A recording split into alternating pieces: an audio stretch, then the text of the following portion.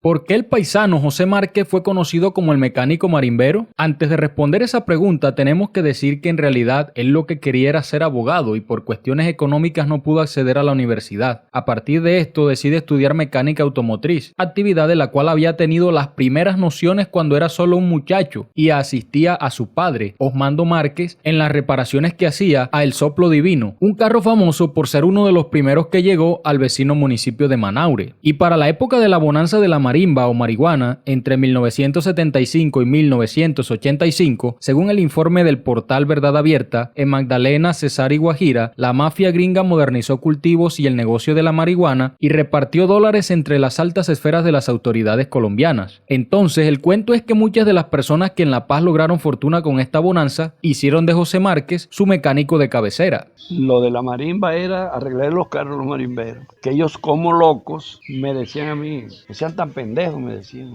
valorice su trabajo, los marimberos, valorice tu trabajo. Entonces le daban unos 500, un pocón de plata. Uy, ¿cómo?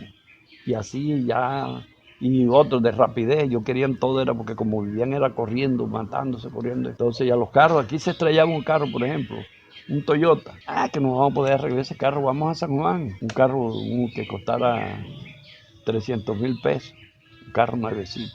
Lo desarmamos aquí y se lo metíamos al otro. Entonces a mí me sobraba otro carro, porque al meterlo uno al otro me sobraba uno. Y entonces yo esas cosas, además que me pagaban mi trabajo, también yo Le vendía, quedaba. claro. Y entonces empezó la prosperidad, ¿no?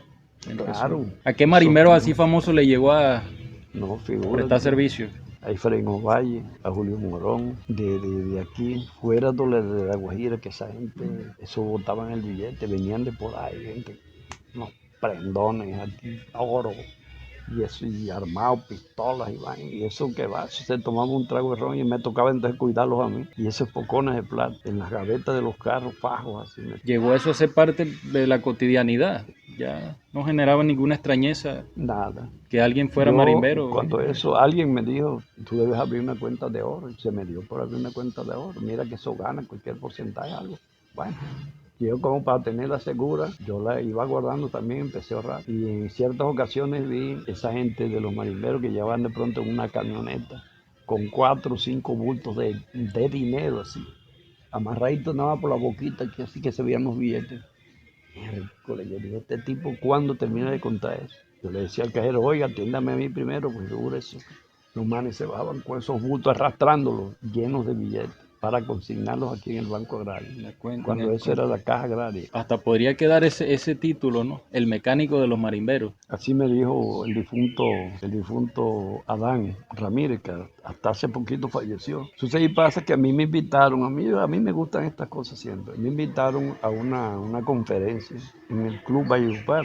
Y yo me he dignado siempre por ir, siempre bien presentado. De pronto la mayoría de los mecánicos, todo mujer, todo bien, y yo era bien elegante. Entonces cuando me veían a mí decían que yo no parecía mecánico, que yo parecía un marimbero, que de pronto iba con muy buenas prendas, iba con muy buen sombrero, muy buen carrito, bien chévere. Entonces me pusieron ese apelativo, ¿no? Y el mecánico de los marimberos. Lo que sí que aquí se negociaba entonces la policía con los marimberos. Plata, corría aquí, venía el GOE. El GOE era amigo por ejemplo, de Goyo Calderón, bebía con él para parranda, para acá. Entonces, esa gente ganaba plata, pero también dejaban traficar. Después vino la época de la gasolina también. Esto estará, no, muchachos, estoy lleno de carros tanques. De vaina no se incendió algo. Nunca hubo No, gracias a Dios. Llenos de gasolina entraban aquí. Full, 10, 12, 8 camiones, todos pagados. Y me regalaban gasolina, ese carrito para ver a full. ¿Tiene carrito usted? Ese. ¿Cuál es el suyo? El blanco ese. Dentro del repertorio de cuentos, José Márquez sacó también el de esa costumbre de poner nombres a los carros. Dice él que esto tenía que ver mucho con lo que la gente creía de sí misma. Sin embargo, los nombres de los carros que él ha tenido obedecen a personajes de la literatura, la política e incluso del teatro clásico, cosa que no dejó de llamarme la atención. Anteriormente la gente a los carros le ponía nombres. Ajá. Por ejemplo, Pablo López tenía uno que le llamaba el Gavilán Pollero. Había otro que llamaban el Toro Sabanero. Gente que ellos se ponían su apelativo de acuerdo a lo que ellos eran con las mujeres por ahí. ¿Por qué le puse ese nombre a esos carros? El primero que tuve fue el Pichi. Pichi, un carro venezolano cortico. Lo desarmé, le quité la parte de atrás de cabina, le puse un planchoncito que me servía para arriar motores, para muchas cosas. El primero que tuvo. Sí, ese lo mencionaban por ahí los hermanos López, y el difunto Guille Zuleta, decía el Pichi. Bueno, después construí una camioneta que la puse María Alejandrina. Vámonos a una novela de García Márquez que se llamó Crónica de una muerte anunciada, donde había una mujer muy bonita, la dueña del bar, que se llamó María Alejandrina. María Alejandrina. Entonces yo le coloqué María Alejandrina. Tuve uno que le puse por una novela brasilera que se llamó Boanerges. Era un viejo pues, de buena platica. Se iba a casar la hija, la llevó a la iglesia en el carro, un carrito de esos modelos bien viejos. Y en el momento que ya se casa, que ya se va a embarcar, porque el mismo viejo iba a llevar a la hija allá a la residencia donde se iba a ver con él, y el carro no le quiso prender. Un viejo cascarrabia contaba con Iac, le cogió un garrote y le metió una garrotera al carro. Al carro. Y ese es el último.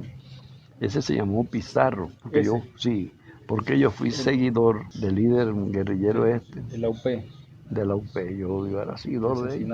Yo leí a mí me gusta mucho lo que son las composiciones, me gusta mucho lo que es la literatura. ¿Ha leído a quién? ¿A Gabo y a quién más? No, sí, yo era socio del círculo de lectores, yo leía. Total que yo encontré en X parte, encontré una poesía de un señor que se llamó Garrit. Ese Garrit, ¿quién era? Y lo busqué, duré días buscando y lo encontré. Y que le coloqué el carro, el nombre de Garrit. ¿Con qué fin? Con el fin de que la gente pregunte quién es Garrit. Ese Garrit, ¿quién es?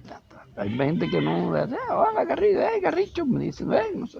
Y dicen, Garrit dice así, era Garrit, actor de la Inglaterra. El pueblo al verlo sonreía y le gritaba, eres el más feliz sobre la tierra. Y el cómico reía, era un cómico. Presentóse un hombrecillo de mirar sombrío delante de un médico famoso. Le dijo, vengo para que me curéis, pues mi mal no tiene cura. El médico perplejo le dijo, yo te curaré, usted me curará, yo lo curaré. Siéntate, yo te curaré. ¿Tienes dinero? Tengo dinero de sobra. ¿Has leído? Soy autodidacta por generación.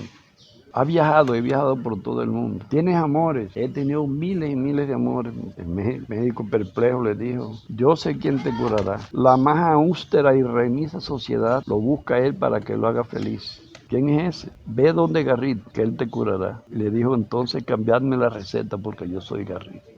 ¿Cómo te parece? Oye, interesante esa vaina, o sea, hasta con los nombres de los carros, sin darnos cuenta, nos está invitando a leer poesía británica, imagínense. Mire. David Garrick fue un dramaturgo británico del siglo XVIII, quien en su momento fue tenido como una de las principales figuras del teatro inglés, y el poema del que José Márquez hace un resumen se titula Reír llorando, y por cierto no es de ningún poeta británico sino de la autoría del mexicano Juan de Dios Peza, quien lo escribió en honor del dramaturgo.